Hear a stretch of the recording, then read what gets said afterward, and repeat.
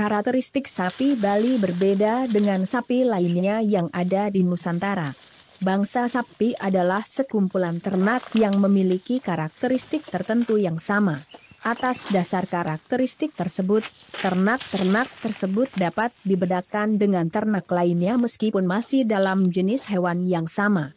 Karakteristik yang dimiliki dapat diturunkan ke generasi berikutnya.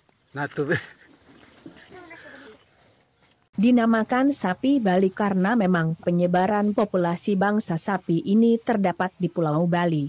Sapi Bali adalah salah satu bangsa sapi asli dan murni Indonesia yang merupakan keturunan asli banteng dan telah mengalami proses domestikasi yang terjadi sebelum 3500 sebelum Masehi.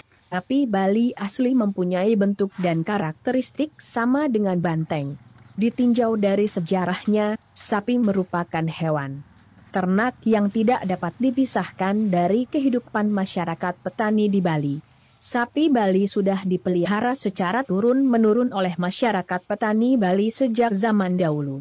Petani memeliharanya untuk membajak sawah dan tegalan, serta menghasilkan pupuk kandang yang berguna untuk mengembalikan kesuburan tanah pertanian secara fisik.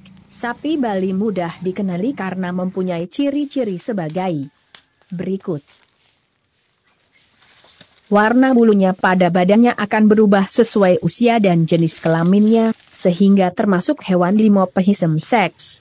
Pada saat masih pedet, bulu badannya berwarna sawo matang sampai kemerahan. Setelah dewasa, sapi Bali jantan berwarna lebih gelap bila dibandingkan dengan sapi Bali betina. Warna bulu sapi Bali jantan biasanya berubah dari merah bata menjadi coklat tua atau hitam setelah sapi itu mencapai dewasa kelamin sejak umur 1,5 tahun dan menjadi hitam mulus pada umur 3 tahun. Warna hitam dapat berubah menjadi coklat tua atau merah bata kembali apabila sapi Bali jantan itu dikebiri, yang disebabkan pengaruh hormon testosterone. Kaki di bawah persendian telapak kaki depan dan persendian telapak kaki belakang berwarna putih. Kulit berwarna putih juga ditemukan pada bagian pantatnya dan pada paha. Bagian dalam kulit berwarna putih tersebut berbentuk oval, white mirror. Warna bulu putih juga dijumpai pada bibir atas bawah, ujung ekor dan tepi daun telinga. Kadang-kadang bulu putih terdapat di antara bulu yang coklat, merupakan bintik-bintik putih, yang merupakan kekecualian atau penyimpangan yang ditemukan. Sekitar kurang daripada 1%. Bulu sapi Bali dapat dikatakan bagus, halus, pendek-pendek dan mengkilap. Ukuran badan berukuran sedang dan bentuk badan memanjang. Badan padat dengan dada yang dalam.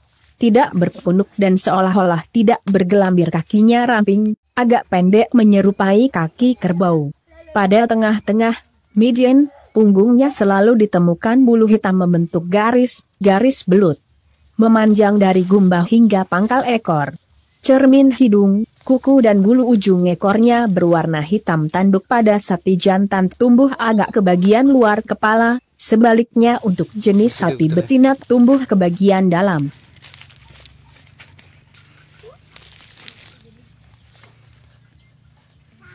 Ditinjau dari karakteristik karkas dan bentuk badan yang kompak dan serasi, sapi Bali digolongkan sapi pedaging ideal, bahkan nilai mutu dagingnya lebih unggul daripada sapi pedaging Eropa.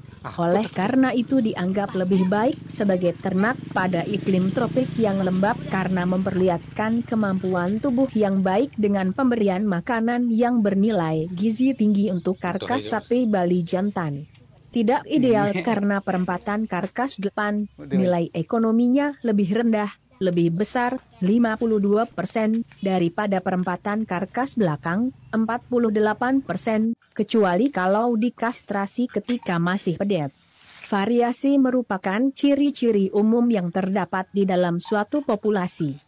Keragaman terjadi tidak hanya antar bangsa tetapi juga di dalam satu bangsa yang sama, antar populasi maupun di dalam populasi, di antara individu tersebut. Keragaman pada sapi Bali dapat dilihat dari ciri-ciri fenotipe yang dapat diamati atau terlihat secara langsung, seperti tinggi, berat, tekstur dan panjang bulu, warna dan pola warna tubuh, perkembangan tanduk, dan sebagainya. Sapi Bali mempunyai ciri-ciri fisik yang seragam, dan hanya mengalami perubahan kecil dibandingkan dengan leluhur liarnya, banteng. Warna sapi betina dan anak atau muda biasanya coklat muda dengan garis hitam tipis terdapat di sepanjang tengah punggung.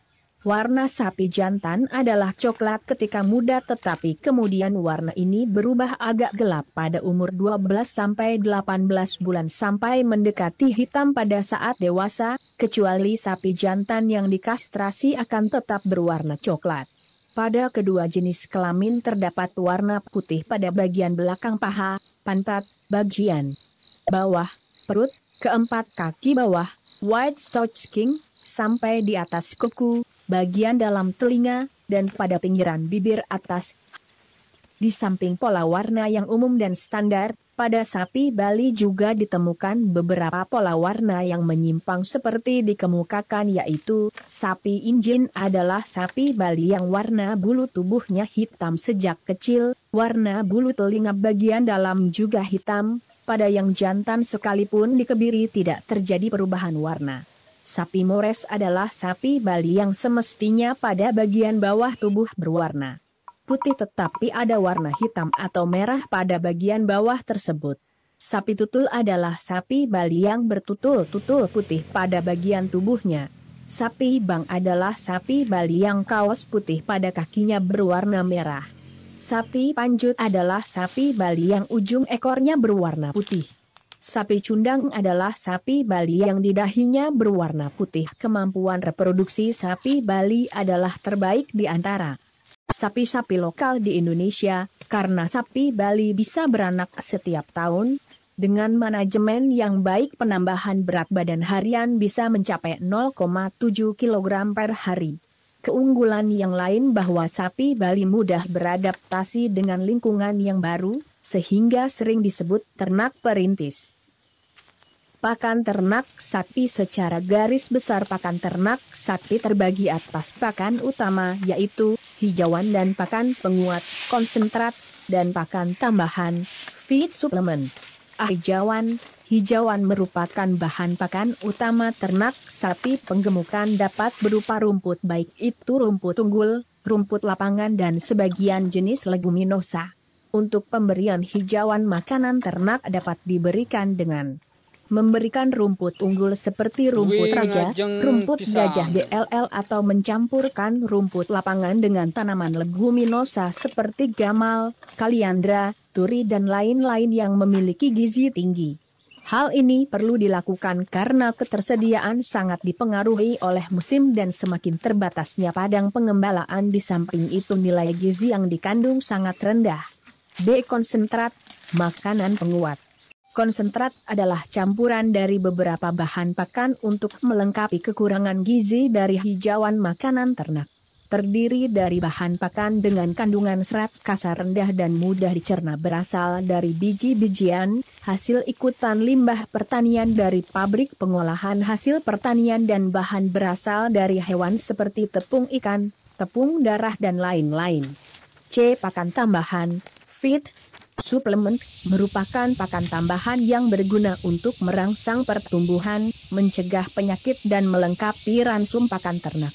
Terdiri antara lain campuran vitamin dan mineral contoh, Permix A, Permix B, mineral B12 dan lain-lain.